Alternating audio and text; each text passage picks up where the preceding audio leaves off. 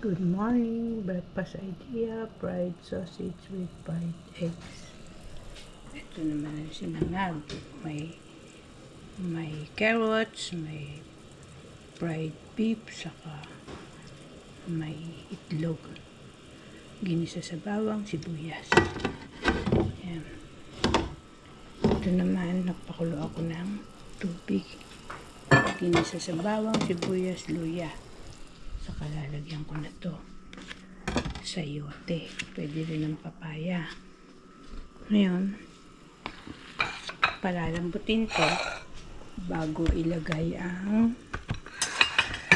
dahon ng siling labuyo. Ayan. Pinitas ko na yan. Lagay ko sa rep. Tapos, lalagyan nyo ng nor chicken cube or powder. Nor chicken cubes. Yan. Depende sa dami ng sabaw nyo. Kaya titikman nyo para accurate ang lasa. Tapos nag-steam ako ng natirang manok sa puto. Kasi pagka yung mga ditong manok, in-steam nyo, malambot pa rin yun. Yan. Para hindi na ako magluluto ng lunch sa dinner. Tinapay na lang kami.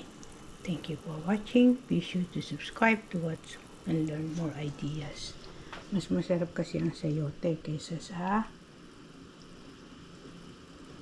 papaya. Although, mas sustansya ang papaya kaysa sa sayote. Mabilis lang itong mag-digest saka nguyain. Thank you for watching.